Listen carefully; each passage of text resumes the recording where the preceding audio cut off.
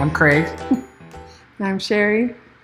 Clearly, we're not really video bloggers, but our daughter is about to turn 21. And in honor of that, we thought we would do something special. So we're going to do 21 videos starting today. And I think we're already going to be late, so we might do 2 in one day. But I'm just kind of talking about her life and our experiences with her as her parents. Her name is Jenna, and she was born on December 22nd, 1998. So we thought we'd start at the beginning for video 1.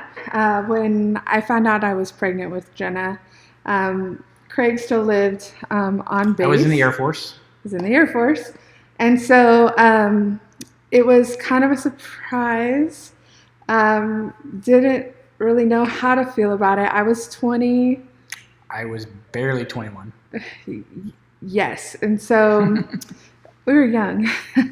I know that at the time I was working as a pathology assistant just part-time. I worked at the Air Force during the day, and then when we first met, I worked at the base liquor store as a second job in the evenings. On May 2nd, we got married.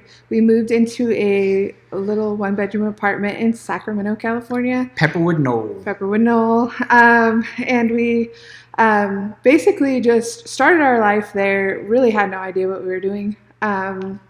Figuring it out as we went. Yes, figuring out as we went. Craig decided that he was going to go ahead and get a second job. Well, I already had a second job, but a better job. But a more hours second job? I don't know. More pay. More pay. So he got a second job, and the only problem with it was like an hour. An hour south of Sacramento. An hour south of Sacramento. So I basically spent the second half of my pregnancy doing a lot of BDU ironing and taking Craig to work. We would wake up. So our day was we'd wake up at 5 o'clock, take Craig to work at 6 a.m., work till 2 in the afternoon. Sherry would pick me up from the Air Force Base in Sacramento. We would drive, and while she would drive for an hour. While she drove, I would change into civilian clothes and then start my 3 p.m. to 11 p.m. shift. While I was working, she would go hang out at her parents' house, which is kind of like halfway in between where we lived and where I worked. And then she would come pick me up at 11 o'clock. We'd drive back to Sacramento and do it all over again 5 days a week. Yes. We ended up moving into like a small 2-bedroom house. And it was perfect for us. Like, we set up a room for Jenna, and then we had our room, and we were really, really excited. It was close to my parents. In between 2 jobs. Yes. So here is a picture of my big belly. You see my big belly. 20 years old. Right there. Well, you were 21 in that picture. I remember that in October, this is a little side story, I couldn't wear shoes anymore because my feet were so swollen. And I had these like dark blue slippers, and that's like all I could wear. I couldn't even put on my socks anymore. I had to wear like big guys, Craig's athletic socks. I remember meeting him for lunch at his job, and when we got back, he leaned over to give me a kiss in the car, and I just started bawling. Like, why would you want to kiss me like this? Because I just felt so uncomfortable. And he was like, because I love you, silly. And that was like the best. So I was still wearing those slippers.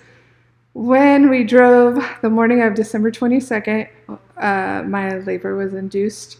It was a tough labor. I kept thinking maybe something was wrong because I had a lot of back pain. And I asked the nurse, but everything, according to her, seemed to be going okay.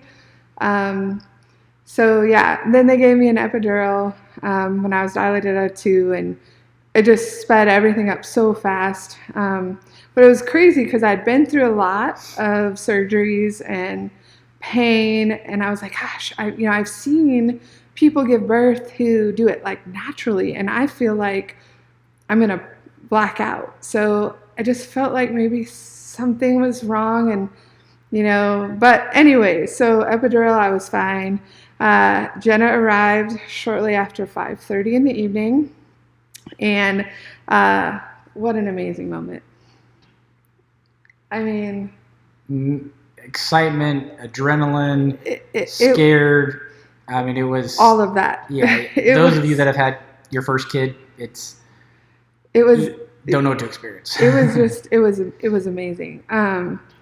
But yeah, one of the things that did happen, well, I remember that the doctor like grabbed her arm before like she was all the way out and gave like a little wave and said, "Hi, mommy," which was kind of weird. But anyways, but that was the first moment that we kind of saw her, and I saw her. And then she came out, she had one leg that like her knee was hyperextended. Her knee was backwards, and her foot was curled around her head. Like, I can't do it, but something like that. Yep. It was, so like our first thought was, I don't know, it was fear. Not sure what to think. What, is there something wrong? If there's something wrong, is it fixable, or is there more wrong that we can't see? There's just a lot of uncertainty. So, it was kind of like a mixed emotions moment when we saw that leg come out and do that. And the doctor was like, it's fine. Just kind of wrapped it up. Wrapped it up. Like, because if he didn't wrap it up, it kept going back up. He pulled it down and it went back up. It was like a grasshopper. He just wrapped it up tight and it stayed.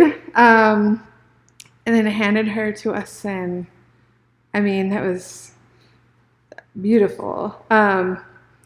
I remember a few hours later just sitting in the birthing room. The lights were dim now. I remember I was shaking a lot. I mean, it was, you probably know if you've had a baby. But anyways, we're sitting there, and it was just the most peaceful time. Like, like exploring like her little fingers and pulling out her little toes from the blanket. Just what a moment. Amazing, beautiful. Yeah. Okay, guys, that's it. Stay tuned for video 2. See you next time. Bye.